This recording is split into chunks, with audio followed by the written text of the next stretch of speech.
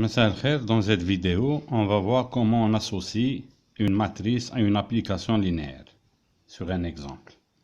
Alors, prenons l'exemple d'une application phi qui va de R de 2x vers R3.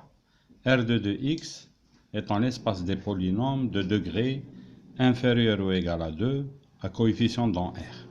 Alors, phi associe à px le vecteur de R3 qui a trois composantes, P de moins 1, P de 0, P de 1. C'est-à-dire comment on calcule la première composante de l'image de P de x, on remplace x par moins 1 et on calcule. Comment on calcule la deuxième composante, on remplace x par 0. La troisième composante, on remplace x par 1 et on calcule. Et on a les composantes du vecteur phi de P de x. Alors, comment on va déterminer la matrice A phi relativement à l'application phi, qu'on suppose linéaire? On peut le démontrer. Alors, A phi, c'est la matrice de phi dans la base canonique, d'après les notations qu'on a vues dans le cours. Alors, la base canonique de R de 2x, c'est l'ensemble de ces trois vecteurs, E1x égale à 1, E2x égale à x et E3x égale x carré. La base canonique de R3, c'est les trois vecteurs I, J et K. Et la matrice A phi associée à phi est définie par les composantes du vecteur phi de E1x qui forme la première colonne, phi de E de 2x qui forme la deuxième colonne et phi de E3 de x qui forme la troisième colonne. Qu'est-ce que ça veut dire? Ça veut dire pour déterminer A phi, il faut écrire phi de E1x en fonction de I, J et K. Pour déterminer la deuxième colonne de A phi, il faut écrire phi de E de 2x dans la base I, J, K. De même pour la troisième colonne de A phi.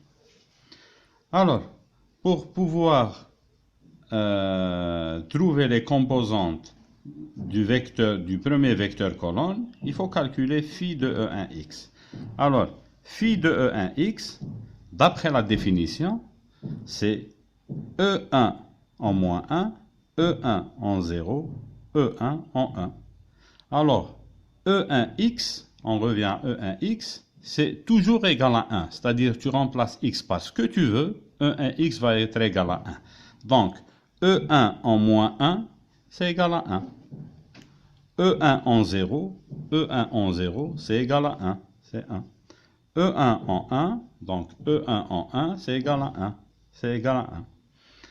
Alors, maintenant, le vecteur 1, 1, 1, il faut le décomposer dans la base I, J, K. Alors, on a immédiatement 1, 1, 1, c'est la somme des trois vecteurs 1, 0, 0, plus 0, 1, 0, plus 0, 0, 1. C'est-à-dire, phi de 1, 1, x est égal à I plus J plus K. Et donc, c'est 1 fois I, plus 1 fois J, plus 1 fois K. Et on a les composantes de la première colonne. C'est 1, 1, 1. Pour la deuxième colonne, pour avoir les composantes, il faut calculer phi de E de 2x. Alors, phi de E de 2x, c'est E2 en moins 1, E2 en 0, E2 en 1, conformément à la définition de l'application phi appliquée au polynôme px. Alors, E2 en moins 1, comment on va le calculer? On revient à E de 2x, E de 2x c'est x, donc E2 de moins 1 c'est moins 1. E2 en 0. Alors, E2 en 0, c'est 0. On met 0. E2 de 1, on revient ici. E2 de 1, c'est égal à 1. Et donc, c'est 1. Et donc, phi de E de 2x, c'est le vecteur moins 1, 0, 1. Et il est égal à moins 1, 0, 0, plus 0, 0, 1. C'est-à-dire, c'est moins fois une fois le vecteur 1, 0, 0, plus une fois le vecteur 0, 0, 1. C'est-à-dire, c'est moins I plus K. Donc, c'est moins une fois I plus une fois K. Et donc, les composantes du vecteur phi E de 2x dans la base IJK, c'est moins 1 fois I, 0 fois J, 1 fois K.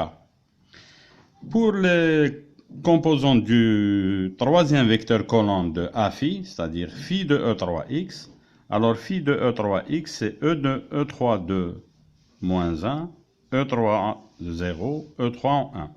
Alors, comment on calcule E3 en moins 1? On revient à E3 de x. Alors, E3 en moins 1, c'est moins 1 au carré. C'est égal à 1. Et donc, c'est 1. C'est moins 1 au carré, c'est égal à 1. E3 en 0, donc E3 en 0, c'est 0 au carré, c'est égal à 0. Donc 0 au carré, c'est égal à 0. E3 en 1, alors E3 en 1, c'est 1 au carré, et 1 au carré égale à 1. Donc phi de E3x, c'est 1, 0, 1. Et il est égal à I plus K. Donc c'est 1 fois I plus 1 fois K. Alors phi de E3x, c'est 1 fois I plus 0 fois J plus 1 fois K. Et on a la matrice.